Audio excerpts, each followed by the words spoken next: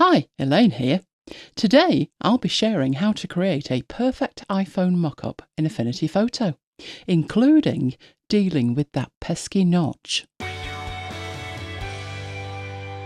This is the next video in our Smart Objects series inside Affinity Photo. You can catch up with any videos you've missed via the playlist in the description below. This time we're getting more advanced. We're working with an image that requires both a perspective adjustment for the placed content and a way to deal with the iPhone's notch. You can download this image from Unsplash, and again the link is in the description below. This is the image. It's a simple single layer. There is no added magic in here. Yet. But there soon will be. Now we need a screen capture from an iPhone, which, as you'll see, I was busy taking at stupid o'clock. Now that image started life as a PNG, but I have saved it in Affinity Photo format, and I suggest you do the same with the image you choose to use. At this stage you don't actually need that file open, but the next step is to place that image inside the same Affinity Photo file as the phone. Now there's two common ways to place an image. You can drag and drop from your file system, or you could choose File, Place from the File menu. Now I've created a shortcut key for that since I use it so often. One thing to think about is if you choose File, Place, there are two ways to actually place the file. A single click to place the file at its native size, or you can draw out the file at a size that you need it. Select File from the menu and Place. Choose the image to be placed, which is the iPhone screen, and click Open. Doesn't appear to do anything, but it does change the mouse pointer. This is the indication where you can click once to bring it in at its standard size, or you can draw it out. This is what it looks like if I just click.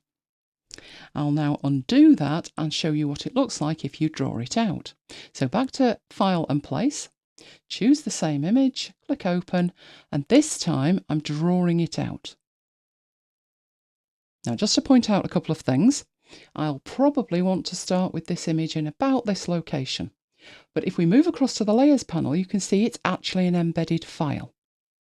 Meaning if I double click on the thumbnail, it actually opens up that file and it indicates that it is an embedded file. Next, we need to add the ability to alter the perspective of the screen capture. Now, adding this ability via Layer, New Live Filter Layer, Distort, and Perspective means we're going to be working in a non-destructive way. And just to point out, you can get to exactly the same place with this in terms of live perspective by using the icon at the bottom of the Layers panel, and all of the options you have in there are the same as on the menu, and perspective is available. I just always use the menu. I have no idea why. But this is what we've got.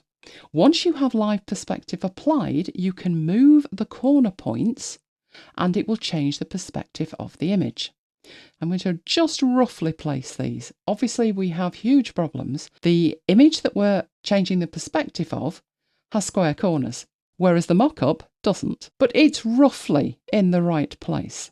To get rounded corners, easiest way, double click on the embedded file, which takes us into the embedded file, and using a rounded rectangle, just draw that out over the top of the iPhone screen.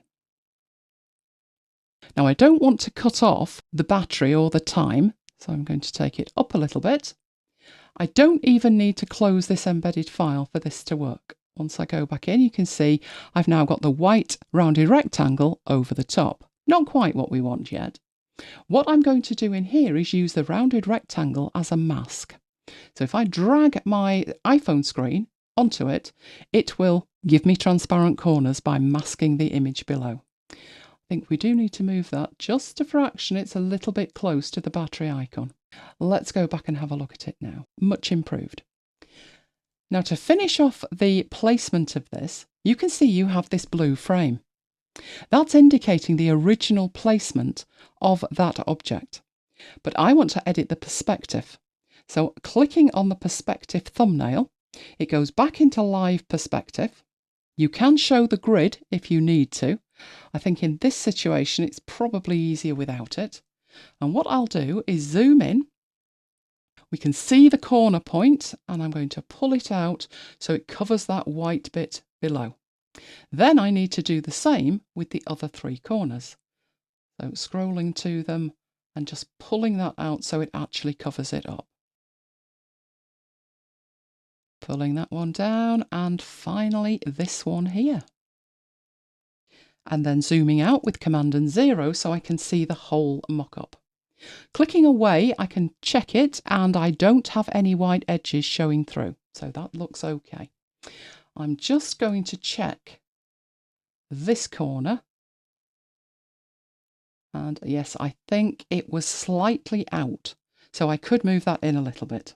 Now, if you're having trouble placing it, one thing you could do is click on the thumbnail for the layer and change the opacity, and you will be able to see through it, but you would also be able to see the screen that you're trying to place.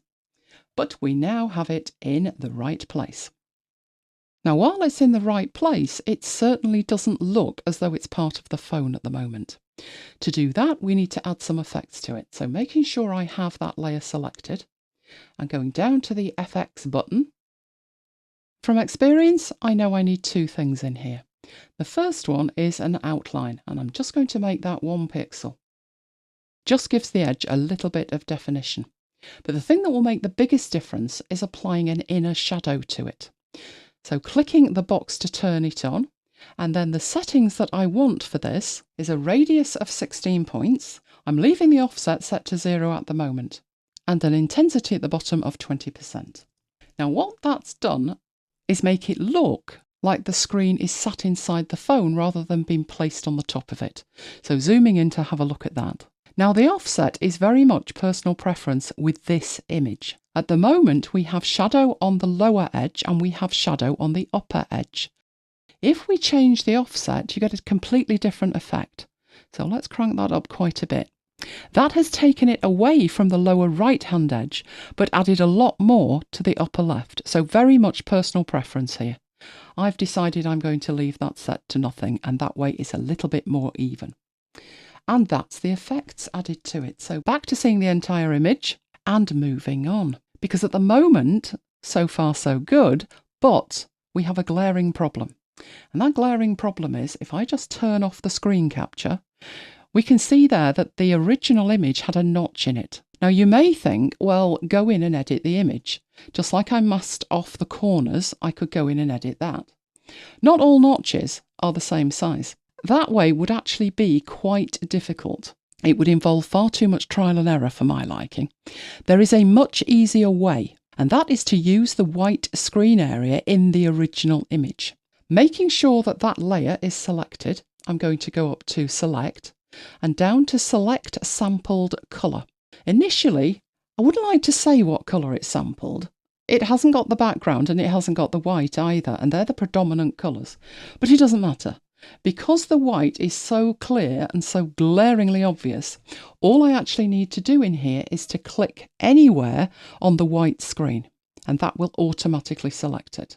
You can see the marching ants running around the outside of it. If you're trying to do this on a different image and it's not quite that clear, you can adjust the tolerance in the dialog box at the bottom.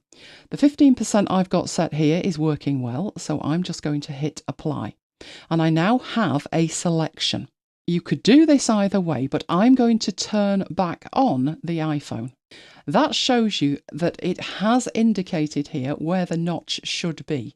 And it is incredibly simple to make sure that we can see the notch. Now, before I do anything, I need to ensure that I've got the correct layer selected, which in this case is actually the phone screen. Then go down to the mask button at the bottom of the layers panel and just click. And the notch comes into view. I'm going to deselect and just zoom in so you can see we have actually got the notch there. You can just about see the cameras and microphones and other things that are hidden in there. Zooming out again, we now have a perfect mock-up, including the notch. But are you looking for bonus points? This is actually the image that I used on the poster for this video. I just created a simple alternative screen, and here's how I did it. Instead of having it looking like an iPhone, I want it to look like it's installing a system update. So I'm double clicking on the thumbnail and going in here. Now in here, I already have a mask and it's already set up and it's perfect. What I can do here is take my background out of that, and that leaves my rounded rectangle. I'm going to duplicate that with Command and J, and then I'm going to put this back in the second copy of it. It doesn't matter whether this one is turned on or off because it's the top layer here that I'm going to be working with. I only need to put a couple of shapes in here. The first thing I need is the Apple logo. Now you might think, oh, you have to go and search for it, but there is an easier way than that. I'm just going to add some text here. I'm going to make it a little bit bigger so we can see it. And if I use Shift, Option and K, it gives me the Apple logo. Now that's if you're on a Mac.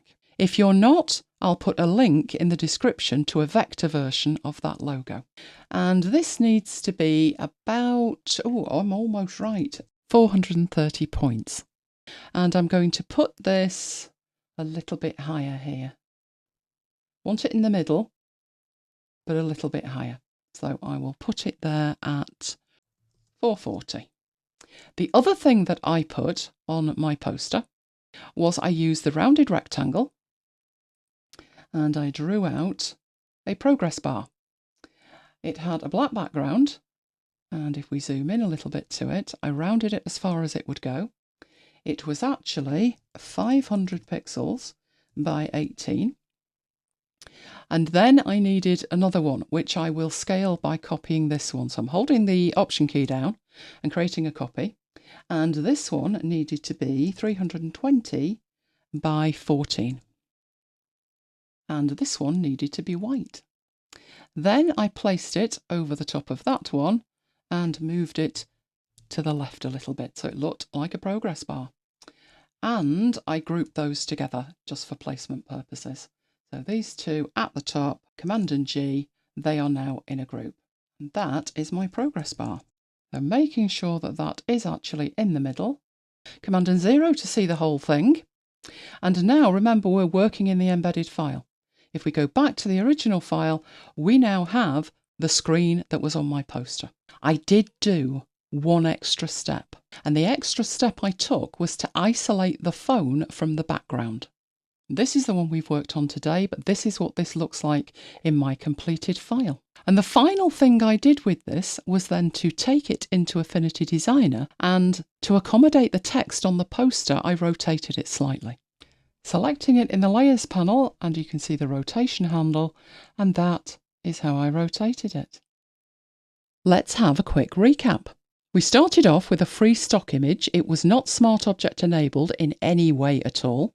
I added the screen capture and was able to adjust the perspective by using the Layers New Live Filter Layer Distort Perspective option, using the 4 corners to position the file as required, and I also masked the corners with a rounded rectangle. Then I added some effects, 2 to be precise. The first one was a 1 pixel black outline, and the second one was an inner shadow, and that was to provide some depth to the screen that we were adding. Then there was the notch to deal with, and I used Select Sample Colour to make a selection of the screen and then use that to mask my screen capture. Then I shared how I created the custom screen using the Shift, Option and K shortcut key for the Apple logo, then created a progress bar, and finally made the background transparent so I could transfer it across to Designer and use it in my posters. If you want new tutorials and tips and tricks on a regular basis, check out my free training at elainegiles.com/VIP. Hit the subscribe button and notification bell so you don't miss future tutorials. And if you have any requests for specific tutorials, be sure to contact me. I would love to hear from you. Thanks for watching, and see you next time.